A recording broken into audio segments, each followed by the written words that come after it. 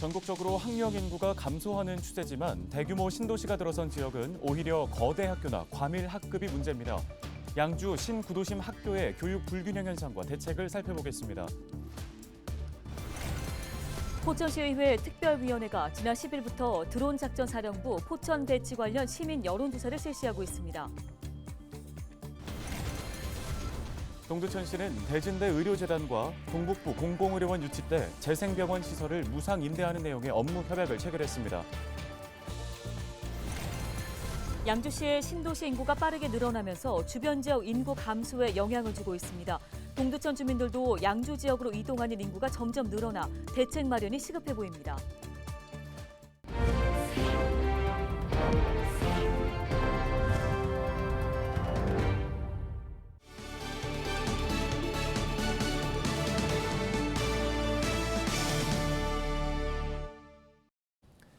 시청자 여러분 안녕하십니까? 헬로티비 뉴스입니다. 전국적으로 학령 인구가 감소하는 추세지만 대규모 신도시가 들어선 지역은 오히려 거대 학교나 과밀 학급이 문제가 되고 있습니다.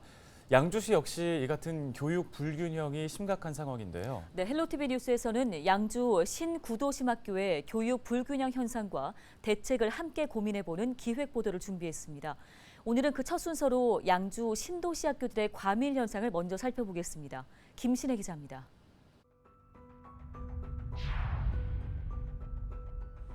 교실 수가 부족하는데요. 특별시를 다 전부 교실화해야 되는 문제가 그래가지고 내 피켓을 많이 한다잖아 지금. 아니 아쉽지 당연히 내 목연데.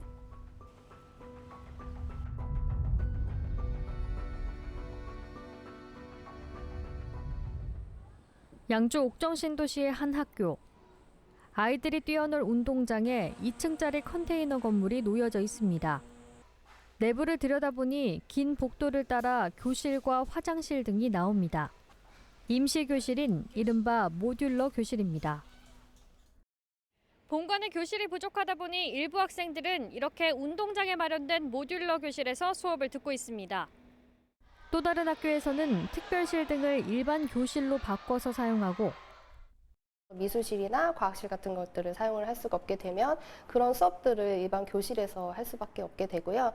체육관 같은 경우에 장소가 협소하다 보니까 예를 들어서 3개 반 정도가 같이 동시에 수업이 진행이 된다든지 학년별로 시간을 나누어 급식을 먹는 학교도 있습니다.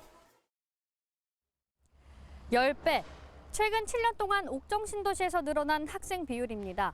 신도시에 젊은 층이 많이 들어오면서 학령 인구 또한 빠르게 증가한 건데요. 하지만 그에 비해 학생들을 위한 교실이나 학교 등 교육 공간 마련은 더디기만 했습니다. 과밀학급 기준은 학생 28명. 옥정신도시의 학교 중에는 한 학급 인원이 30명이 넘는가 하면 전체 학급 수를 10개 이상 늘린 곳도 있습니다. 양주 신도시의 더 큰 문제는 회천지구입니다. 지난해 말부터 이미 입주가 시작됐는데 현재 초등학교와 중학교가 각각 한 곳뿐이기 때문입니다. 학부모들은 이대로라면 옥정 신도시에서 나타난 현상이 똑같이 나타날 수밖에 없다며 우려하고 있습니다. 교육청에서는 최대한 이제 학교를 덜 짓는 방향으로 하려고 하는 것 같아요. 그런데 너무 안일해 보이죠. 뻔히 보이는 결과인데 너무 보수적으로만 움직이는 게 아닌가. 회천 신도시의 학교 한 곳이 증축되는 시점은 1년 뒤. 초등학교 2곳과 중학교 한 곳은 2025년 이후 신설 예정이고 고등학교는 신설 계획조차 아직 미정입니다. 아이들이 겪을 불편이 예상되는 가운데 입주 시기에 맞춰 학교 신설을 추진하는 등 개선책 마련이 절실해 보입니다. 헬로티비 뉴스 김신혜입니다. 다음 소식입니다. 포천시의회 드론 작전 사령부 주둔 반대 육군단 부지 반환 특별위원회는 지난 10일부터 드론 작전 사령부 포천 배치 관련 시민 여론조사를 실시하고 있습니다. 이번 여론조사의 대상자는 포천시에 거주하는 만 19세 이상 성인인데요. 이후 여론조사 결과는 드론 작전 사령부 포천 주둔 계획에 관해 대응 방안을 모색하는 자료로 활용됩니다. 시민 여론조사는 약 2주간 실시되며 결과를 집계해 공개할 예정입니다.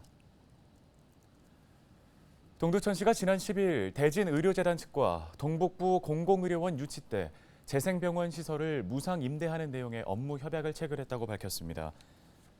이번 협약은 지난 3월 대순진리회 종단 대표자 회의에서 결정된 사항을 서면으로 구체화한 것으로 시는 이번 협약을 통해 재생병원 별관, 조기 개원 등에 대해서도 협력할 것을 약속했습니다. 동두천시는 이번 협약이 공공의료원 유치에 큰 도움이 될 것으로 전망하고 있는데요. 박형덕 동두천시장은 재생병원 측의 적극적인 의사를 확인한 만큼 공공의료원 유치를 위해 더욱 노력하겠다고 강조했습니다.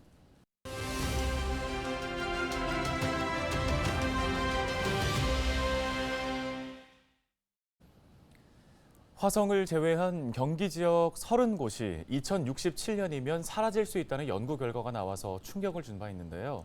장기적이고 또 건설적인 방안을 모색해야 한다는 제안이 동두천시의회에서 나와 공감을 얻고 있습니다. 네, 그럼 동두천시의회 김재수 의원 연결해서 관련 이야기 나눠보겠습니다. 의원님 안녕하십니까?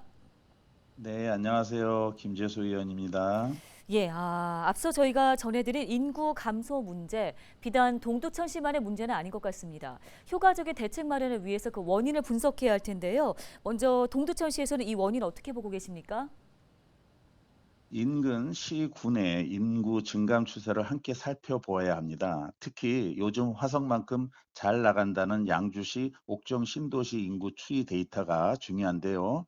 동두천이 인구 9만 선 붕괴를 걱정하는 동안 양주시청은 옥정 신도시 인구가 내후년 10만 명까지 늘어날 것이라는 전망을 내놨습니다. 전국적으로 인구가 줄어들지만 그 가운데 풍선 효과는 존재하고 또 옥정 신도시가 동두천 인구를 빨아들이는 가장 큰 블랙홀이라는 것이 대체적인 분석입니다. 그렇다면 사람들이 왜 동두천을 떠나 옥정 신도시로 갈까? 주목해야 하는데요. 신규 공동주택, 전철 7호선 연장, GTX 신호선, 덕정역 등 인프라와 옥정 호수공원 등 쾌적한 정주 여건 개선 등이 주 원동력으로 분석됩니다. 네, 그러면 이 원인을 토대로 모색해 볼 수 있는 대책은 뭐라고 판단하고 계시나요? 네, 근본적 대책은 도시 정주 환경과 인프라에 있습니다. 단순한 인구 감소 방지와 인구 증가 시책이라는 차원을 넘어서서 지역 경제의 실핏줄을 살리고 도시 인프라와 정주 여건을 튼튼하게 조성하는 것.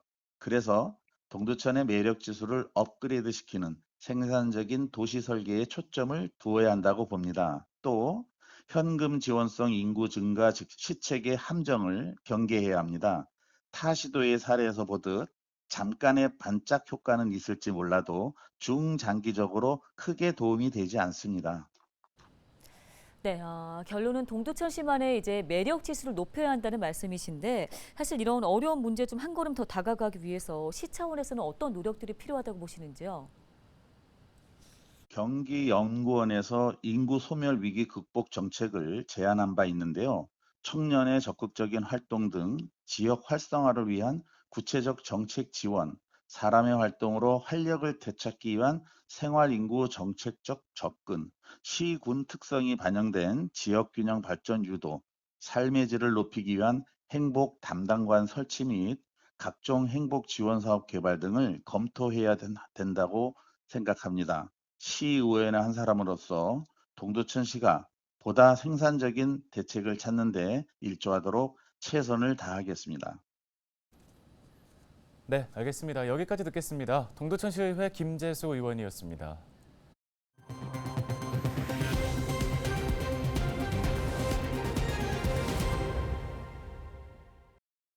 1년 중 가장 더운 삼복더위.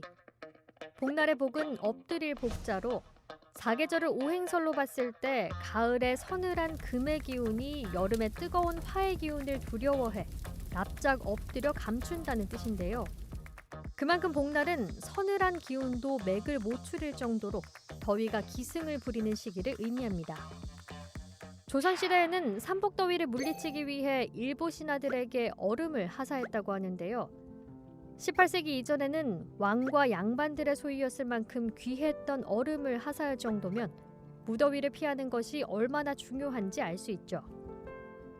우리 선조들은 햇볕이 뜨거운 여름에도 농사를 지어야 했기 때문에 영양이 풍부하고 칼로리가 높은 음식을 섭취해야 했는데요. 이런 음식들은 대부분 고기나 생선을 푹 끓인 탕 종류가 많습니다. 유일하게 고기라고는 소고기, 돼지고기는 명절 아니면 먹을 수가 없어요. 너무 먹을 게 없기 때문에. 그런 상황에서 단백질이라고 보충할 수 있는 게 일반 사람들이 개거든요. 이 세시풍 속에서 나왔던 시절 음식이라는 것은 대부분 보면 워낙에 어떤 영양실조가 심한 사회였고, 그런 데서 최소한의 신체의 건강 유지를 위해서 이때는 이거는 꼭 먹어라, 이런 식으로 생겨났다고 봐야 돼요. 소고기, 닭고기가 귀했던 시절에는 단백질을 보충하기 위해 보신탕을 먹었지만 오늘날에는 반려견을 기르는 견주들이 많아지고 문화적인 인식도 바뀌면서 주로 삼계탕을 먹습니다.